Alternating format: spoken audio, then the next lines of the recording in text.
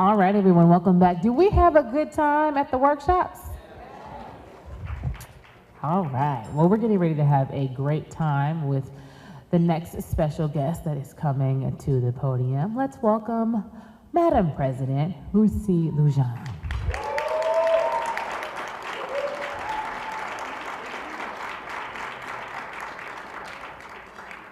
She's got a Valentine's Day red on and everything. Come on, Madam President. You know you got to be ready for Valentine's Day to show the love. Hi, everybody. Although black is always killing, so Courtney, black is always in, okay? So I just wanted to stop by and say good afternoon to everybody. Ruth Louisiane, at-large city councilor, president of the city council, and Toy, I'm so happy you got your beautiful, those flowers, she did you right, because those flowers are beautiful. And, you know, Valentine's Day, for a lot of people, you know, some people end up feeling lonely or some mixed feelings, but really the first thing I thought about this morning when I thought about love, I thought about how important it is for us all to practice self-love. It is the most important, especially in these moments where everything feels so heavy, when it feels like the sky is falling because of the state of the world, because of the state of this country. So I hope even, you know, whatever is happening in relationships, hopefully good, but you know, not always good, that we can practice love on ourselves and that we can show ourselves grace in the most difficult moments. I'm still practicing that because, you know, every day it's a new thing. It's a new vulnerable community that's under attack. And so I just want to thank you, Toy. I want to thank Brandy. I want to thank Dr. Brooks, my bad, everyone who is involved in making today and mental health while black possible. So I just want y'all to big up yourselves for all of the incredible work that you do and for creating space. Oftentimes people are like, you know, they think about we need these big solutions to these problems, but oftentimes it really is just about creating that space so that we can talk about issues as a community where there often aren't safe spaces to talk about these issues. I was just talking to Jimmy about how do we create safe spaces for our black queer community, right? People who both feel comfortable coming out and some people who may need a bit more help because of how our community can sometimes feel a bit closed off to those conversations. And so even if it is in the bingo conversations of meeting people, shout out to Janet, who I just met from Stoughton, whose bingo card is almost all full, but she needs to meet somebody else from Stoughton. So I don't know if anybody else in here lives in Stoughton. All right, okay, see, I tried to help you out, Janet. I did try to help you out. But yeah, I just think it's incredibly important that we create community and space for us to even have dialogue and for us to talk. There are so many resources out there. I know the mayor is coming and she'll talk about it more, but the Boston Public Health Commission just put out a $2.5 million grant for us to be rethinking wellness in our communities and what that should look like, right? And so I want the organizations who are here, who are doing the work every single day, to be the recipients of those funds. Our communities are often overlooked when it comes to funding, when it comes to support, and call us out, right? Call us out when your organizations are not getting the support that you need from your government, because that's what we're here to do. I'll end with this, you know, this is an important time for us all to not only be doing the self-love, but also the self-care. So I really encourage everyone, especially in the black community, you know, it's important that if you're a person of faith like I am, go to church. I go to church, maybe not every Sunday, but I'm there as much as I can. And I thank God for all that he's given us and all that he's created. And God also gave us therapists. God also gave us medication. God also gave us environments. Yes, clap for that. Because it's important that we implement a multitude of strategies to deal with issues of mental health.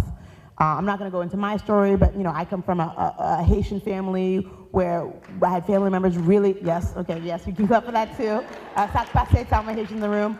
But Naboule, in my household, it was church or bust when you had mental health issues, and we had to learn the hard way that that cannot be the only solution. And so it's important that we help family members when they need to see psychiatrists, when they need to get medication. And we also know the importance of finding black psychiatrists, of finding black therapists. So whatever we can do to help each other out and making that happen. I know Dr. Basola Ojukutu is laser focused. You know, we've been doing a lot of work around Black maternal health. And so just know that you have allies on the Boston City Council, not only because it's the right thing to do politically, but we all come from I come from a background where I know what happens when we put mental health on the back burner. So just know that you have allies here in Boston City Council and in the city of Boston. I wish everyone a happy Valentine's Day. I thank all of the sponsors, everyone who made today possible, Encore, and I really do just encourage us all to practice self-love and grace in these extremely difficult times. Thank you.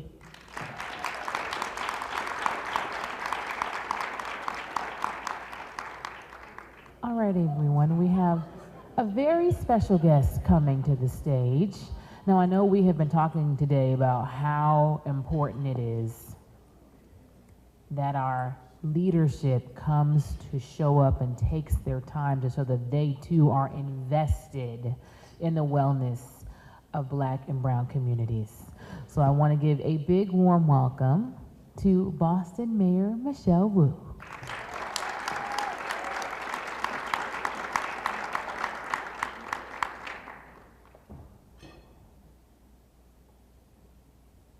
Good afternoon, everyone.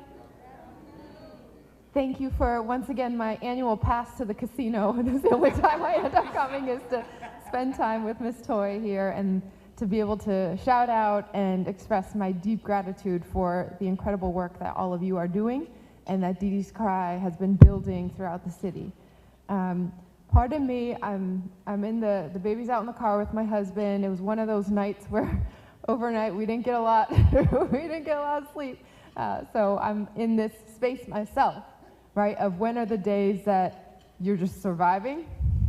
When are the days that you can get beyond that? And for me, in this moment of having a newborn, watching what's happening with all the headlines in the news, being in our communities and feeling how much, not just need and work needs to be done, but also how much fear there is about what's swirling around all of us.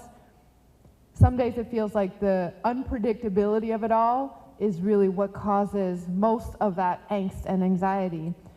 And being able to, I've been in this space now for the years that we have had the pleasure and privilege of having this conference and this summit going, and getting some of the pearls of wisdom about controlling what you can control in front of you, about reaching out when you need, sharing what's on your heart, and knowing that there's another day, that we need to be feeding ourselves and caring for ourselves in order to care for others. So I want to thank you all for creating the space for these conversations, and I think I'm right where I needed to be today to have that reminder as well.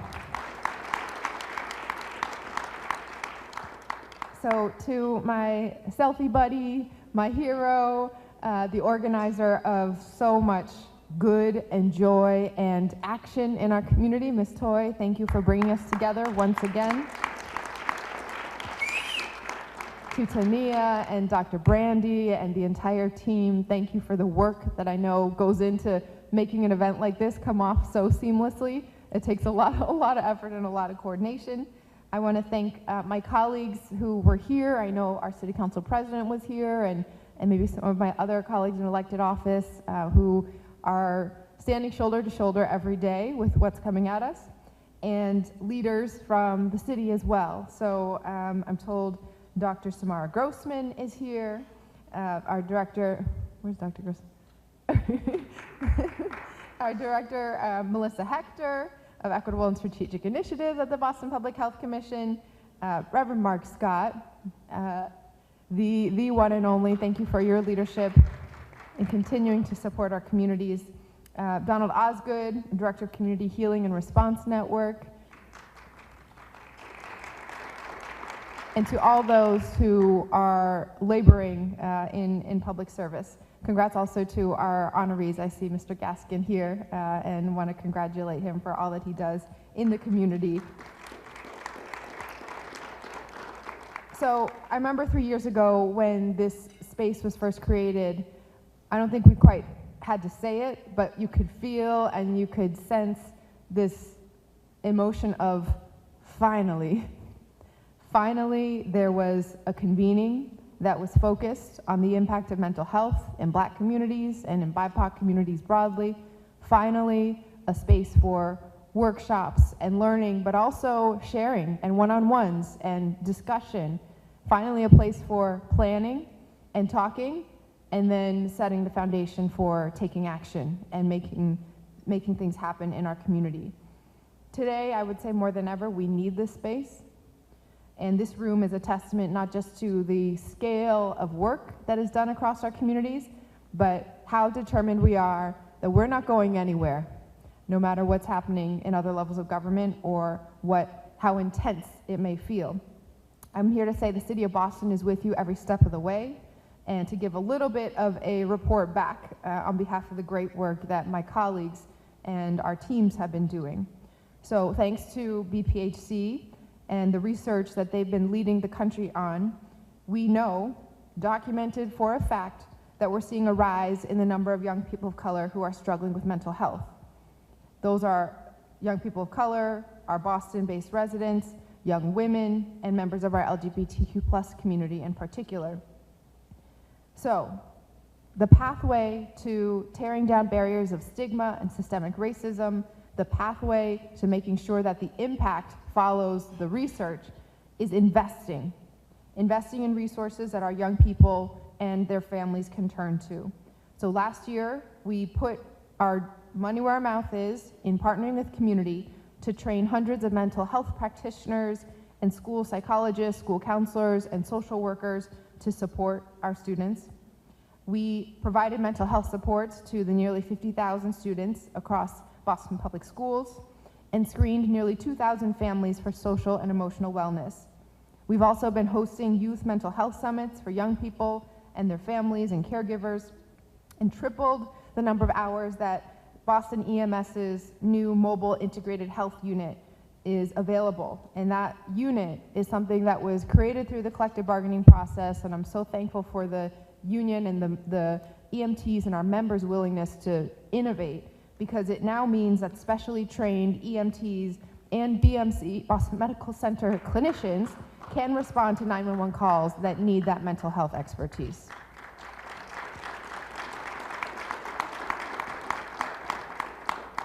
I want to shout out also a little bit more our Community Healing and Response Network, which continues to partner with community health centers to provide mental health services for residents experiencing gun violence and the trauma and the impacts that come with it, and providing psychological first aid in response to supporting residents and helping them take that next step in their healing journey.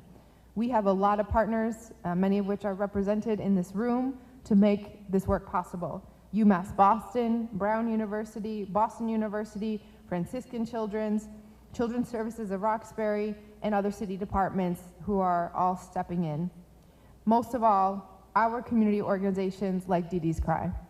Thank you for being that trusted resource in the community to help spread the word that it's okay not to be okay, and that when we are coming together to provide resources, it's not just about creating the program and having to be able to point to a phone number on a website or a person in an office, but actually connecting that, getting that out of City Hall, out of our offices, into the community.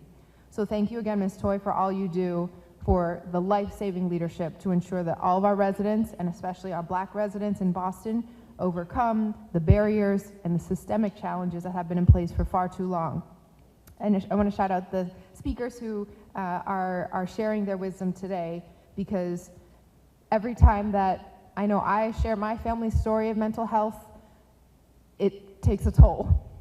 It is, you relive it, you feel that trauma once again, and the hope is that when we can open ourselves up in that way, it's actually about creating the space for everyone to feel connected to the need to ask for help, to the need to provide and pour into ourselves in order to pour into others. So thank you for what you do, thank you for your leadership, and congratulations on another great summit.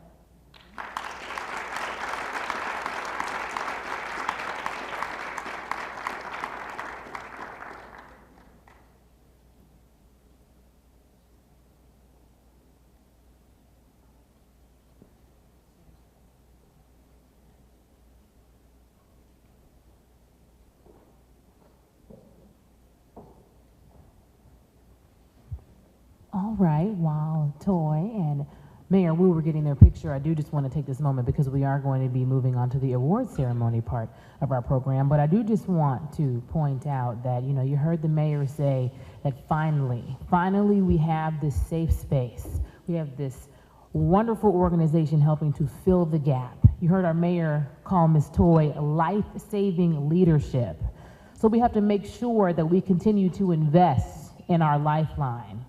We have to make sure that we continue to support this life-saving leadership. So just don't forget DeeDee'sCry.org. You can learn more. You can learn how you can support.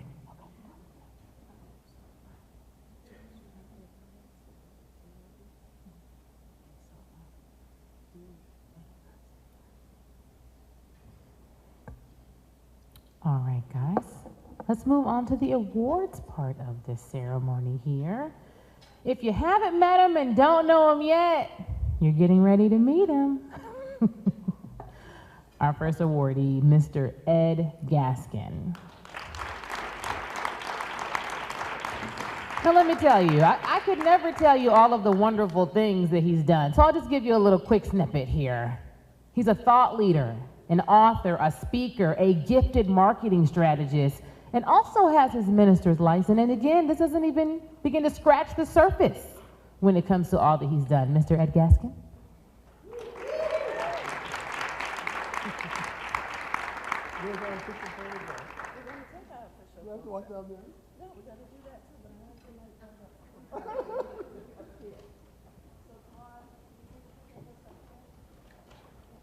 Oh my God.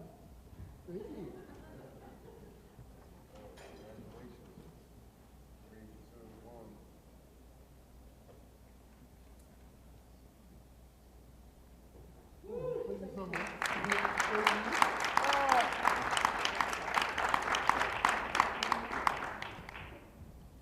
So Ed is our community champion awardee.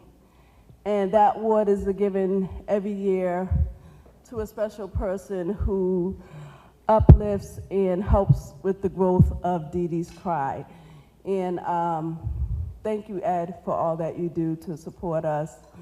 And our last year's recipient is here today. He wasn't here last year because he was out of town. So I want to recognize last year's recipient, Mark Scott. So.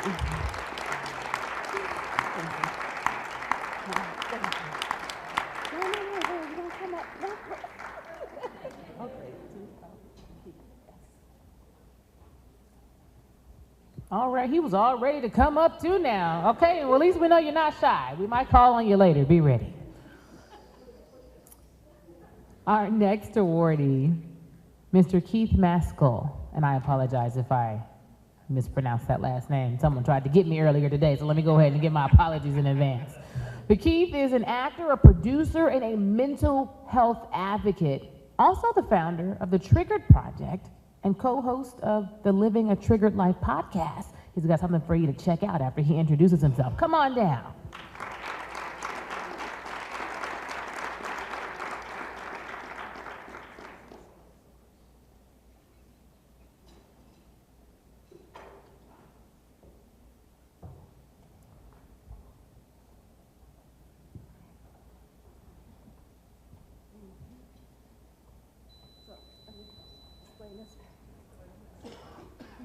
So Keith is the recipient of the Tanoy Toy Burton My Story Heals Award.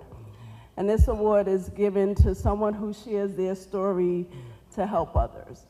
And I could think of no better recipient, so Keith is our 2024 recipient. I do believe we have a past recipient. Heidi, are you still here? Yep, so Heidi was the 2023 recipient. So thank you, Keith, for all you do. Yeah, we take the pictures. Come on.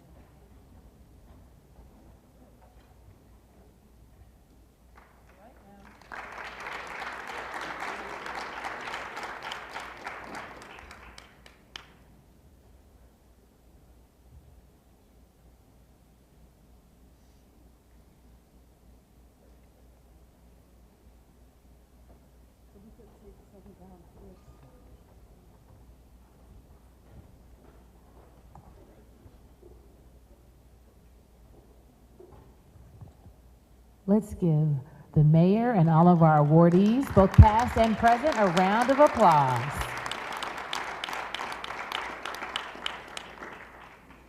Now, while they are getting their pictures, I will tell you we have some panels coming up, some good conversations, so just hang in there a bit. The next part of our program is going to be pretty engaging, might even bring up some questions you might have, so we are going to be moving right along after the photos.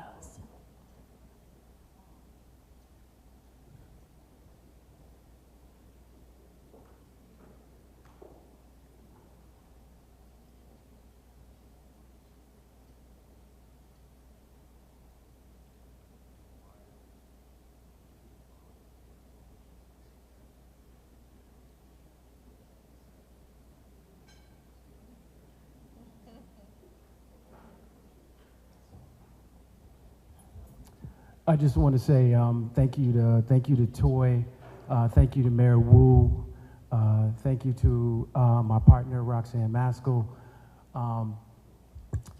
It's always important that we tell our own narrative, especially in this time. I do some work with young people, and I always tell them that if you don't write your history, somebody else will. And that's even more important during this time. My name is Keith Maskell. I'm a survivor of sexual abuse, and I'm telling my story.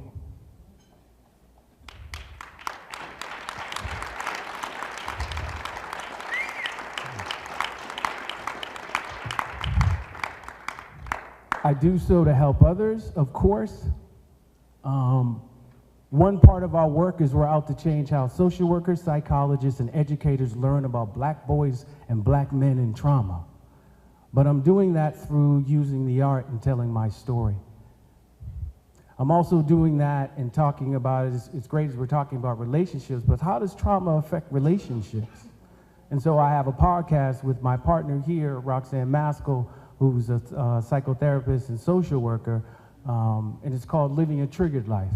And we're talking about how we navigate our relationship, knowing that we have trauma histories and we're activated all the time. Who talks about that?